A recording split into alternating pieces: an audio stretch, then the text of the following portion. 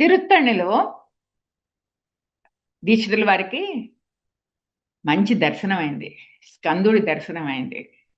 ఆయన అనుగ్రహం పొందారు. స్కందుడి దర్శనం మామూలుగా కాదు. నెమలి మీద కూర్చున్న స్కందుడిని చూశారు. ఆయనకి ప్రసాదం దక్కింది. ఈ ప్రసాదం ఆయన జీవితాంతం కూడా ఆయన్ని రక్షించింది. ఈ విషయం తెలుసుకొని, సరే అక్కడి నుంచి చెప్పాం గదా! వీళ్ళందరి వెనక వెళ్తే మనం కూడా ఒక యాత్రలో చేస్తున్నట్టే. అక్కడి నుంచి ఆయనకి కాంచీపురం వెళ్ళాలని మనసు పుట్టింది. ఎందుకంటే వీళ్ళు శివభక్తులు కదా మరి. నేను అప్పుడప్పుడు వైష్ణవ సంప్రదాయం వైపు వచ్చినా ఎక్కువగా శివభక్తులు వీళ్ళు. అందుకని అక్కడి నుంచి కంచి వెళ్లారు. అక్కడ ఎవరు పరమేశ్వరుడు ఏకాంబరనాథ స్వామి.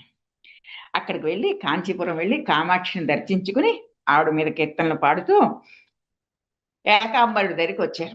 వచ్చి గమకక్రియ రాగంలో ఏకాంబరనాథం భజేహం, హిందోళ రాగంలో నీరజాక్షి కామాక్షి, కమలా మనోహర రాగంలో కంజదళయతాక్షి కామాక్షి అంటూ ఇది కూడా కమలా మనోహరిలో గానం చేశారు. అక్కడ గానం చేసి అక్కడి నుంచి కాంచీపురం నుంచి శంకర స్వామి వద్ద అనుజ్ఞ పొంది చిదంబరం, సీర్కాళి, తిరువణ్ణామలై, ఇప్పుడంతా మనకి తిరువణ్ణామలై వేవ్ అంటాం కదా, అలా పెడుతుంది కదా తిరువణ్ణామలై కూడా, ఇవన్నీ కూడా దర్శించుకుని అనేక ప్రదేశాలని సందర్శించి అక్కడ జనాలందరికీ కావాలంటే వాళ్ళకి ఒక పాఠోపద్యం వాళ్ళకు కూడా నేర్పించి తను కూడా సాధన చేస్తూ తను మెల్లిగా తిరువారూరు చేసుకున్నారు. ఎందుకంటే తిరువారూరులో మన తల్లిదండ్రులని పెట్టేసి వచ్చారు కదా, అక్కడ ఎక్కడికి వెళ్ళినా మళ్ళీ అక్కడ రావాలి. అందుకని తిరువారూరు వచ్చి తల్లిదండ్రులకు వస్తే వాళ్ళు బాగా వృద్ధులైపోయి ఉన్నారు. వాళ్ళు అక్కడ తల్లిదండ్రులతో పాటు కూర్చుని త్యాగరాజస్వామి ముందర కూర్చుని అద్భుతమైన గానం చేశారు. అక్కడ ముందరే తల్లి చనిపోయింది. అనంతరం మహాశివరాత్రి నాడు శివనామావళి జపిస్తూ ఉంటే తన కుమారుడు ఒళ్ళో తలకాయ పెట్టుకుని ఆయన కాస్త రామస్వామి దీక్షితులు నిష్క్రమించారు. అంతకన్నా ఆనందమే ఉంది. శివ సాన్నిధ్యం, తర్వాత కొడుకు దగ్గర ముందర భార్య వెళ్ళిపోయింది. ఒక మామూలు సంసారంలో చూస్తే ఏమైతే జరగాలో అవన్నీ రామస్వామి దంపతులకి జరిగాయి. కుమారుడు మహావిద్వాంసుడు అయ్యాడు, తాను విద్వాంసుడు. మహాపతివ్రత భార్య, ఆవిడ కూడా నిష్క్రమించింది. ఇంకా లోటేముంది, చక్కగా ఈయన కూడా పరమానందంతో అనేక శివకీర్తనలు గానం చేస్తూ ఉంటే కుమారుడు ఆయన కూడా శివపదం పొందారు. ఇంత జరిగింది కదా. మన ముత్తుస్వామి దీక్షితుల వయసు ఎంత అంటే 44 సంవత్సరాలట. అంటే ఇన్ని విద్యలు సాధించి ఇంత బాగా తల్లిదండ్రులను చూసుకుని గురు సేవ చేసి తల్లిదండ్రుల సేవ చేసుకుని ఇంత కాలం అయిపోయింది, అమ్మయ్య ఈయనకి ఇప్పటికి 70-80 ఏళ్ళు వచ్చి ఉండాల్సిందే అని మనం అనుకుంటున్న టైంలో మనకు అర్థమైంది ఏమిటంటే ఆయనకి 44 సంవత్సరాల కాలంలో ఇంత సాధించుకుని వచ్చాడు. అంటే నియమ నిష్టలు, సమయానికి విలువ తెలుసుకోవడం, తల్లిదండ్రుల మాట దాటకుండా వ్యవహరించడం, గురువులకి సేవ చేయడం, వాళ్ళు ఇచ్చే ప్రసాదాన్ని స్వీకరించి సాధన చేయడం, ఇవన్నీ కూడా ముత్తుస్వామి దీక్షితులకి లభించినవి. తండ్రి దగ్గర నుంచి లభించిన ఆభరణాలు. తిరువారూరులో త్యాగరాజేశ్వర స్వామి అని చెప్పారు. సరే, త్యాగరాజేశ్వర స్వామి మీద అనేక కీర్తనలు రాసిన అక్కడ కూర్చున్నప్పుడు ఆయనకు ఒక పాట దక్కింది తిరువారూరులో. అంటే మనం ఎక్కడ పాడారు అని చెప్పాల, కీర్తనని మాత్రం గమనిద్దాం ఎలా ఉందో.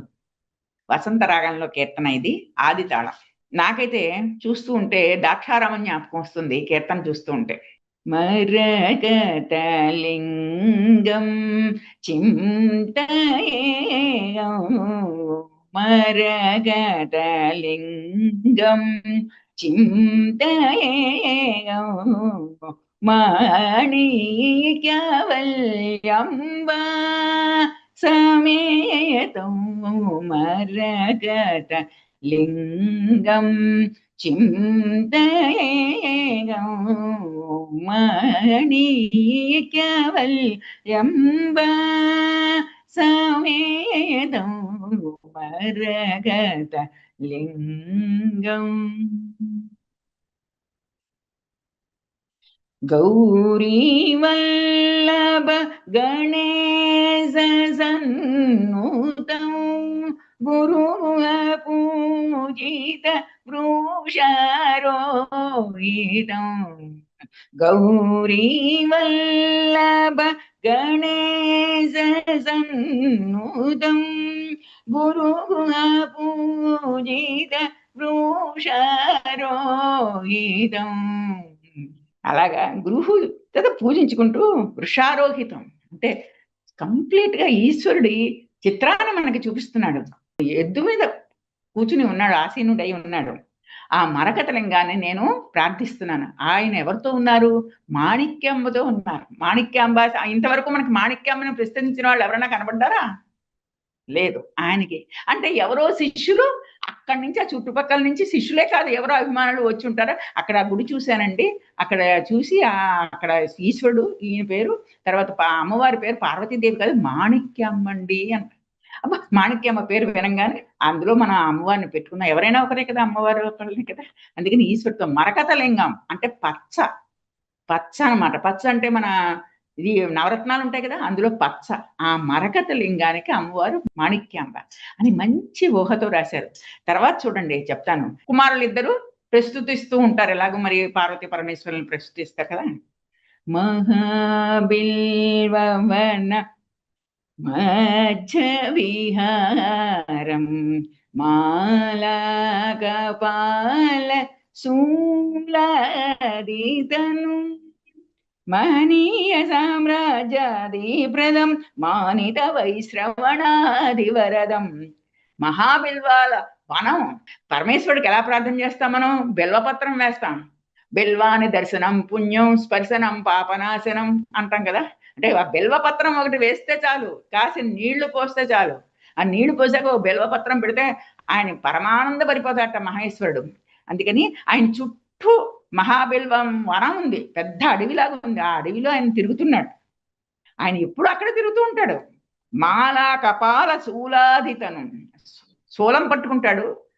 మెళ్ళో దండ ఏమిటి? కపాలాలు, శూలం పట్టుకుంటాడు. కానీ ఏమిటి ఆయన ప్రత్యేకత అంటే మహనీయ సామ్రాజ్యాలు ఇవ్వగలిగిన శక్తి మాత్రం మహేశ్వరుడికే ఉంది. సంపదలు ఇచ్చేవాడు సేపు కూడా ఈశ్వరుడేట. అందుకని ఆయన ఎలా ఉన్నాడు అన్నది ముఖ్యం కాదు, నీకు ఇచ్చాడా లేదా అన్నదే ముఖ్యం. అందుకని మహనీయ సామ్రాజ్యాలన్నీ కూడా ఇచ్చేది ఈ పరమేశ్వరుడే అని చెప్పేసి ఒక కీర్తనలో పల్లవిది, అనుపల్లవిది, చరణం ఇది అంతే, ఒక్క చరణమే. అందుకే ఆ రోజు తమ్ముళ్ళు అన్నారు ఒక్క చరణంతో కీర్తన అయిపోతుంది ఏమిటి అని. కానీ అందులో చూపించాడు ఎందుకు ఇంత రాయడం. పరమేశ్వరుడు వైభవం అంతా ఈ కీర్తన వర్ణిస్తుంది. ఈయన కీర్తన రాసి పక్కన పెడితే దానికి చట్టస్వరం కట్టారు. చూడండి.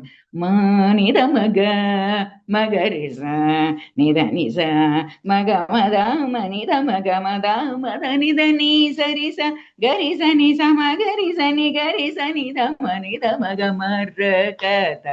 వసంత రాగం అంతా తిరిగిపోతుంది. అంటే రాగం చిట్టస్వరం రాయడం వల్ల రాగం యొక్క రూపుఛాయలు తెలుస్తాయి. కీర్తన పాడుతూ ఉంటే అందులోనే నువ్వు లయిస్తూనే ఉంటావు, ఆ కీర్తనలోనే లయిస్తూ ఉంటావు.